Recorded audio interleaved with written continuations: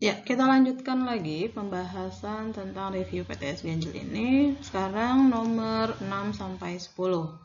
Tolong disimak baik-baik, pegang alat tulisnya kemudian ditulis.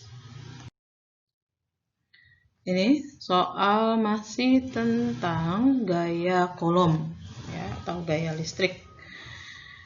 Dua benda bermuatan listrik Q1 dan Q2 ternyata awalnya berjaraknya RCM, menimbulkan gaya, ini pakai warna putih ya, menimbulkan gaya sebesar 40 Newton. Oh, berarti itu yang diketahuinya adalah F1-nya. F1-nya 40 Newton. Kemudian muatan Q1 digeser sehingga gaya yang timbul menjadi 160 Newton. Karena dia sama-sama Newton, berarti itu juga F juga gitu. Itu F yang keduanya 160 Newton. Maka muatan Q1 harus dipindahkan sebesar ini. Yang ditanyakan adalah berapa sih dia harus digesernya, lebih dekat atau lebih jauh kan gitu ya. Nah, karena gaya awalnya lebih kecil daripada gaya kedua atau gayanya meningkat, berarti ini nanti dia akan didekatkan. Makin dekat dua muatan gayanya makin besar gitu. Makin jauh gayanya makin melemah. Nah, sekarang apa sih hubungan antara gaya dengan jarak? Kita tulis dulu rumusnya nih. F sama dengan kaki Q per R kuadrat. Ternyata F ini kan berbanding terbalik dengan kuadrat dari jaraknya ya. Ini Miss tulis berarti F itu sebanding dengan 1 per R kuadrat gitu. Di sini yang ditanyakan adalah jarak yang keduanya. Berarti Miss tulis R2 yang ditanyanya kan gini ya. Kita jawab sekarang. Kita jawab R2 per R1 sama dengan, karena dia tadi kuadrat, berarti di sini muncul akar. F-nya banding terbalik, ingat. Dia berbanding terbalik. Kalau R-nya 2, berarti F-nya F1. Betul. Ini F2. Sekarang kita tinggal masukkan nih. R2, R1-nya adalah R, tadi di soalnya adalah R. Ini F1-nya tadi besarnya 40, F2-nya 160. Sama-sama kita bagi 4, dapatnya 1/4. Akar dari 1/4 adalah setengah, betul. Jadi, sini tinggal R2 per R sama dengan setengah. Maka R2-nya adalah setengah dari R, atau dari awalnya. Dan didekatkan ya, didekatkan gitu. Kita lanjut ke soal berikutnya, masih tentang gaya juga, tapi di sini ada 3 muatan. Terus yang ditanya adalah besar resultan gaya pada muatan C. Kita bikin dulu arah gayanya ya, bikin arah gayanya. Ingat, fokusnya di sini adalah titik C. Maka gambarkan gaya yang ada di titik C. C akan mengalami gaya yang disebabkan oleh muatan A. Ini positif 2 mikro, ini positif 2 mikro. Berarti jenis gayanya tolak-menolak. C ini akan ditolak oleh A. Kemana arah gayanya? Iya, dia akan ke kanan. Ini adalah FCA-nya. C juga akan mengalami gaya yang disebabkan oleh muatan B. Ya. Ini positif, berarti dia pun akan ditolak. Sama, arahnya akan ke kanan. Ini adalah FCB. Sudah? Kalau begitu, berarti nanti resultannya adalah, karena dia searah, berarti resultannya nanti akan dijumlah. Akan dijumlah ya. Miss tulis dulu, berarti nanti sigma F di C itu sama dengan FCB ditambah dengan FCA. Miss, boleh nggak FCA tambah FCB? Boleh, silahkan. Apa yang mau kalian cari duluan, silahkan. Nggak apa-apa. Yuk, kita tulis. FCB-nya adalah K, QC, QB per RCB kuadrat. Sementara FCA-nya adalah K, QC, QA per RCA kuadrat. Gitu. Sekarang kita masukkan angkanya. 9, 10 pangkat 9, QC-nya adalah 2 kali 10 pangkat min 6, QB-nya pun sama 2 kali 10 pangkat min 6, ini dikurung, per, hati-hati, RCB-nya berapa? RCB-nya dari C ke B, Berapa tuh? Iya, betul. 3 cm kita ubah dulu. 3 cm itu adalah 3 kali 10 pangkat min 2. Karena dia kuadrat, Miss tulis aja 2 kali 10 min 2. Gitu. 3 dikali 3 adalah 9. Atas bawah hilang berarti. Ya. 2 kali 2 adalah 4. 4. Miss tulis dulu satu-satu nih. 4. 9 min 6, 3. 3 min 6, min 3. Min 3, min 2, min 2, naik ke atas plus 4. Berarti di sini kali 10 pangkat 1. Gitu. Ditambah, nah sekarang kita hitung yang bagian FCA-nya. 9, 10 pangkat 9, QC-nya tadi 2, 10 min 6, QA-nya sama 2, 10 min 6, per RCA. CA itu mana CA? CA itu ini dari C ke A. Berapa senti? 3 cm tambah 3 cm, 6 cm. 6 kali 10 pangkat min 2 dikali 6 kali 10 pangkat min 2 gitu. Sekarang kita coret 2 dengan 6, 3. 2 dengan 6, 3. 3 kali 3, 9. Ternyata di sini hasilnya 1 ya, bukan habis nih. Jangan sampai kamu coret terus bilang habis Miss. Nggak habis, tapi 1. 1. Sekarang kita hitung pangkatnya. 1 kali 9 min 6. 3 min 6, min 3, min 3 plus 4, pangkat 1 lagi, 10 pangkat 1. 4 kali 10 pangkat 1 adalah 40, 1 kali 10 pangkat 1 adalah 10, jadi hasilnya 50 Newton. Ya, itu. Gimana kalau yang ditanyanya, ternyata besar resultan pada gaya muatan B, ya kamu tetap sama, harus menggambarkan dulu, ya. Gambarkan arah-arah gayanya dulu. Nanti apakah dia bertambah atau dia berkurang, tinggal dilihat resultannya. Ketika dia searah ya berarti ditambah. Tapi ketika dia berlawan arah nanti dikurang ya. Hati-hati dalam jaraknya. Oke? Miss lanjutkan ke soal. Nah ini soal ini agak berbeda memang dengan soal-soal sebelumnya. Ya, Miss gunakan warna kuning di sini karena ini harus menganalisis. Di sini ada 3 muatan, tapi dia disusunnya bervariasi ya, bervariasi. Ini ada dua gambar yang Miss ambil dari soal PTS, itu gambar A dengan gambar C. Nanti masih ada gambar B dan gambar D. Kayak gimana? Rahasia dong, ya. Sekarang kita analisis dulu untuk gambar yang A. Nanti yang ditanya adalah urutan besar gaya dari yang terkecil. Dari yang terkecil. Berarti kamu nanti harus mencari A ini nanti besar gayanya berapa? Misalnya 5. B, nanti C misalnya ketemu berapa? 4. Oh berarti kalau dari yang terkecil yaitu C ke A ya. Tapi kalau ada terbesar berarti A ke C gitu. Itu misalnya. Sekarang kita analisis dulu. Untuk gambar A, ini plus Q-nya di sini ya. Plus Q. Misalnya ini adalah muatan 1, ini muatan 2, ini muatan 3. Berarti fokus kita adalah di muatan pertama. Muatan 1. 1 oleh 2, kemana arah gayanya? Ini plus, ini min, berarti dia ke kanan. Dia akan tertarik. Ini adalah F12. 1 oleh 3, kemana gayanya? Ini plus, ini min, berarti dia juga ke kanan. F13. Ternyata dia searah. Kalau dia searah, berarti kita jumlah. Kita jumlah ya. Berarti sigma F1 untuk gambar A. Ini Miss masih gambar A ya.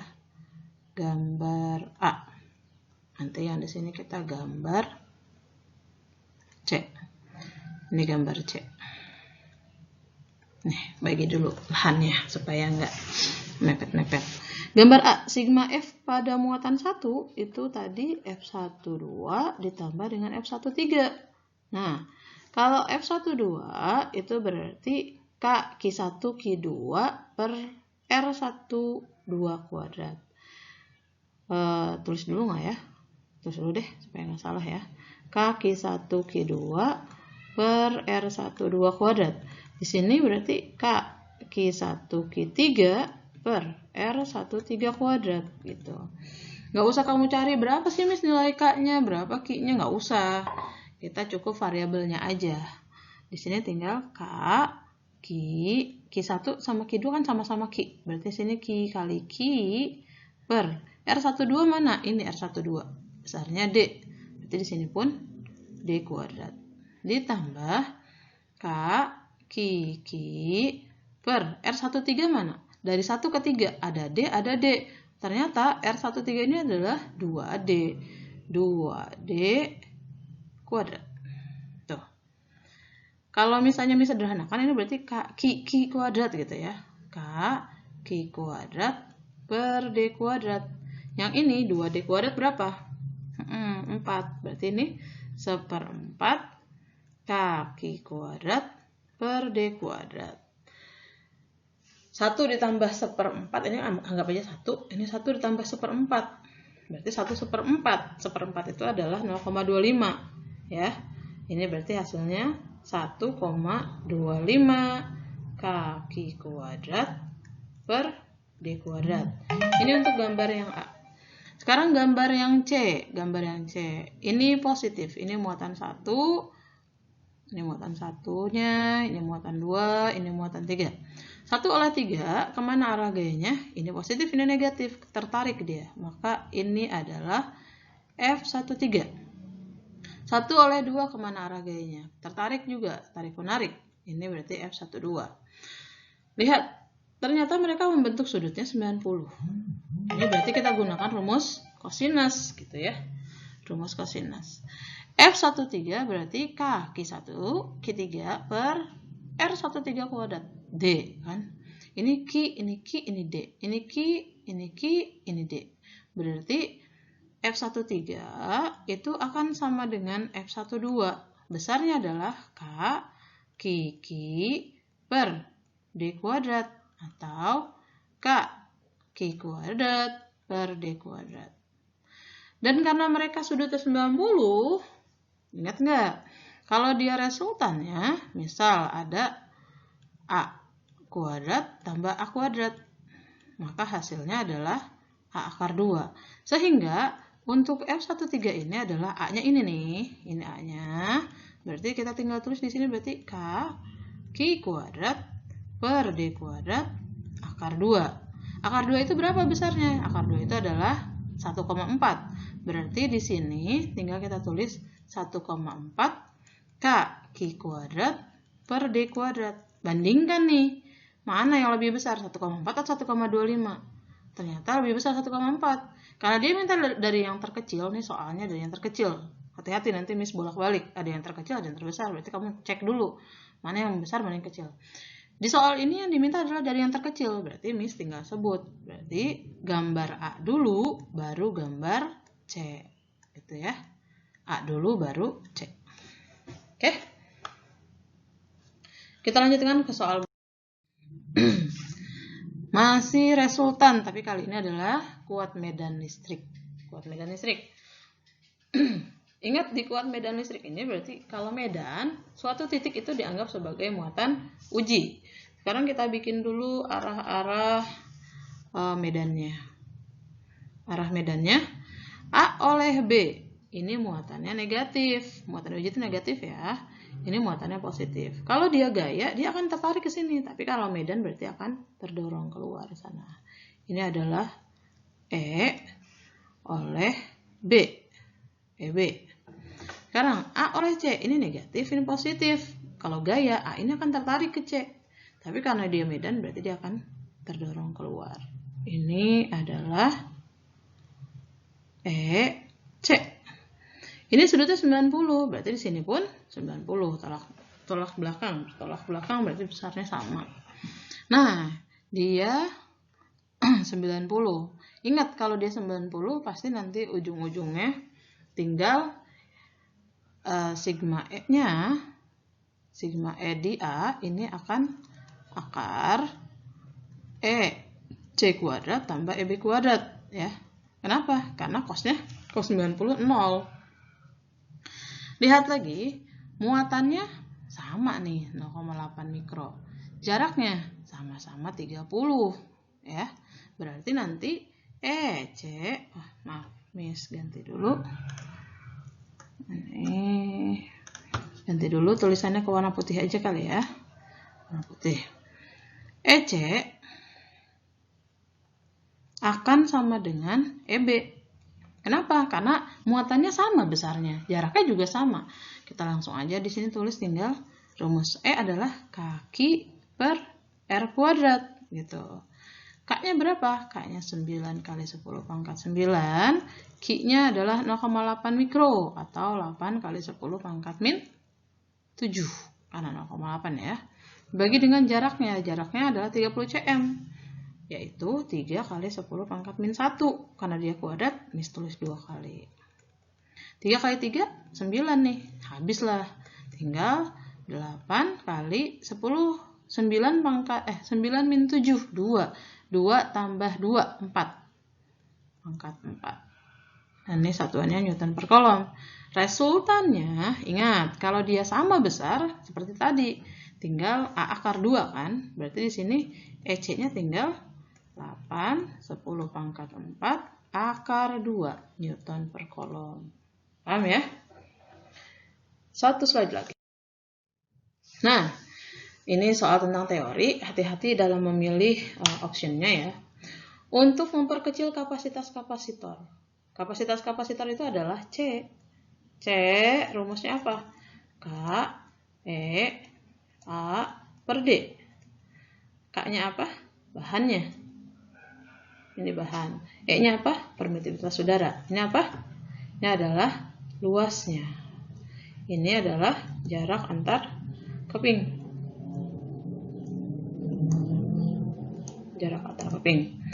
Kalau dia mau diperkecil, ini mau kecil. Berarti yang banding lurus, semuanya kecil. Bahannya diperkecil, luasnya diperkecil. Sementara untuk jarak antar kepingnya diperbesar. Sekarang kalau dibalik, kalau dia maunya diperbesar, berarti jawabannya apa? Bahannya diperbesar, luasnya diperbesar, jaraknya diperkecil. Gitu ya? Paham semua? Oke, ini review nomor 6 sampai nomor 10. Semoga kalian bisa memahaminya dengan baik ya. Bisa akhiri. Assalamualaikum warahmatullahi wabarakatuh.